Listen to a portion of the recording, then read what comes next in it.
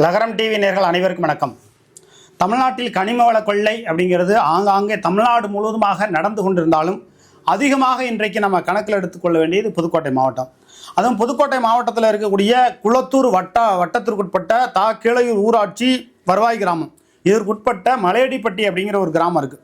அந்த மலையடிப்பட்டிங்கிற கிராமத்தில் 1966ஆம் ஆண்டு தொடங்கப்பட்டது தான் அரசு ஊராட்சி ஒன்றிய துவக்கப்பள்ளி. அந்த துவக்கப்பள்ளி தொடங்கப்பட்ட ஆண்டு அந்த பரப்பளவு கட்டிடம் ஒதுக்கி பள்ளி கட்டிடம் கொடுப்பார்கள். அதாவது ஒரு பள்ளி துவங்கப்படுகிற பொழுது அதற்கான அளவீடு, இந்த ஒரு ஊராட்சி ஒன்றிய துவக்கப்பள்ளிக்கு இவ்வளவு இடம் இருக்குன்னு எக்ஸ்ட்ரா இடம் இருக்குது, அது இன்னும் கூடுதலான காலகட்டத்தில் மக்கள் தொகையினுடைய விரிவாக்கத்தின் அடிப்படையில் ஊராட்சி ஒன்றிய துவக்கப்பள்ளி என்பது நடுநிலைப்பள்ளியாகவும் மேல்நிலைப்பள்ளியாகவும் உயர்நிலைப்பள்ளியாகவும் மாறுவதற்கான வாய்ப்புகள் இருக்குது அப்படிங்கிறத உறுதிப்படுத்துகிற வகையில் 1966ஆம் ஆண்டு குளத்தூர் வட்டத்தில் இருக்கக்கூடிய கீழையூர் வருவாய் கிராமம், இந்த மலையடிப்பட்டி கிராமத்தில் இருக்கக்கூடிய அரசு ஊராட்சி ஒன்றிய துவக்கப்பள்ளி தொடங்கப்பட்டது 1966ஆம் ஆண்டு. 183/14 என்று தற்போதைய வருவாய்த்துறை ஆவணம் சொல்கிறது. ஆனால் 1970ஆம் ஆண்டு உருவாக்கப்பட்ட ரீசெட்டில்மெண்ட் ஆவணத்தில் 9 ஏக்கர் ரெக்கார்டில் உள்ளது. ஆனால் தற்போது 4 ஏக்கர் மட்டுமே இருப்பதாக வருவாய்த்துறை ஆவணம் சொல்கிறது. இது பற்றி அடுத்ததில் நம்ம பார்ப்போம். இந்த இடம் விரிவாக்க சம்பந்தமாக என்னென்ன தில்லுமுள்ளு நடந்திருக்கு, யார் யார் இது தில்லுமுள்ளு பண்ணியிருக்காங்கிறத அடுத்ததில் நம்ம பார்ப்போம்.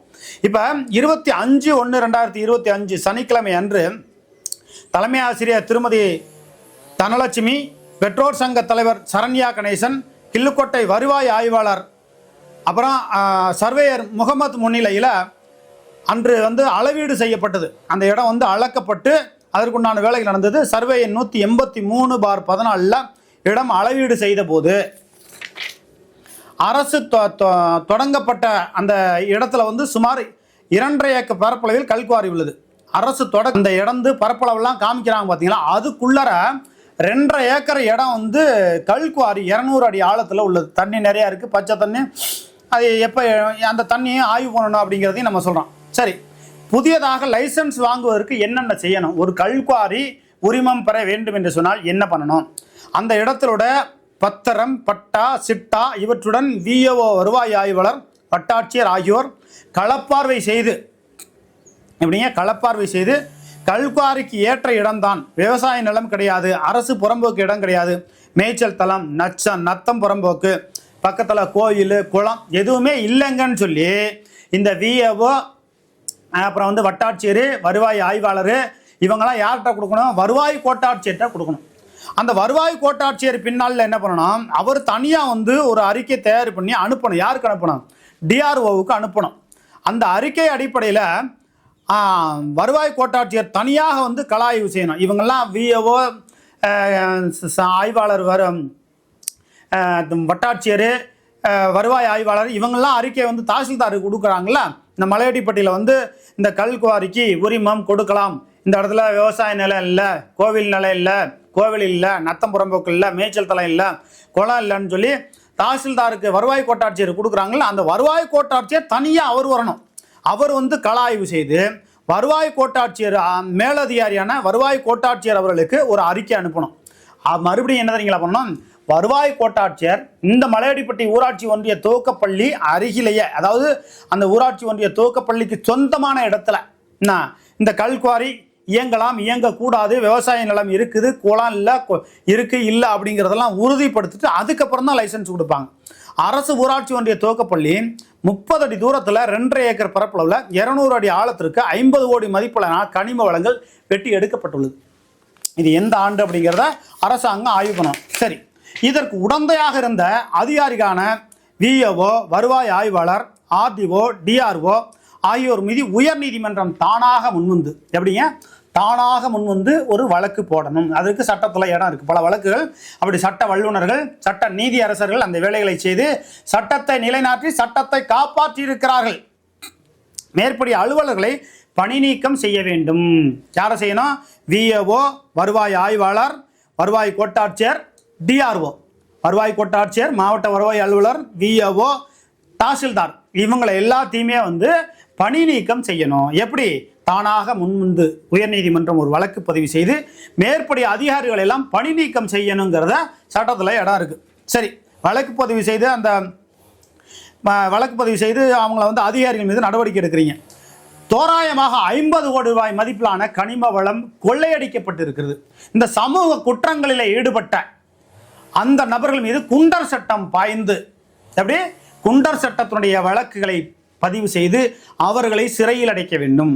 அதுபோக அந்த 50 கோடி ரூபாய் பணம் இருக்கு பார்த்தீங்களா, மலையடிப்பட்டி ஊராட்சி ஒன்றிய துவக்கப்பள்ளிக்கு சொந்தமான இடத்தில் கல்குவாரியை நடத்தி பெரும் கோடீஸ்வரர்களாக மலையடிப்பட்டியை சுற்றி இடம் வாங்கி இருக்கக்கூடிய அந்த பெரிய நிறுவனத்தின் மீது அரசாங்கம் தானாக முன்வந்து நடவடிக்கை எடுத்து அந்த 50 கோடி ரூபாய் என்ன பண்ணணும், கல்வித்துறைக்கே ஒதுக்கிக்கலாம் அப்படிங்கிறத நாங்கள் சொல்கிறோம். நாங்கள் அந்த மலையடிப்பட்டி கிராமத்தை சார்ந்தவர்கள் சொல்லுகிறாங்க. அப்போ அந்த 50 கோடி ரூபாயை கல்வித்துறைக்கு ஒதுக்கினா அந்த மலையடிப்பட்டி ஊராட்சி ஒன்றிய துவக்க பள்ளியானது நடுநிலை பள்ளியாகவும் வருவதற்கான வாய்ப்புகள் நிறையவே இருக்கிறது. ஏன்னா 9 ஏக்கர் இடம் இருக்குங்கிறாங்க.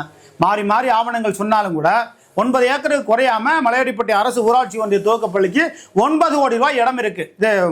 9 ஏக்கர் இடம் இருக்கு. அப்ப அந்த 50 கோடி ரூபாயை வச்சு அந்த 9 ஏக்கர்ல ஊராட்சி ஒன்றிய துவக்கப்பள்ளிங்கிறத நடுநிலை பள்ளியாக மாற்றி தரம் உயர்த்தினால் பெரிய அளவுக்கு அந்த மலையடிப்பட்டியும் முன்னேறும்.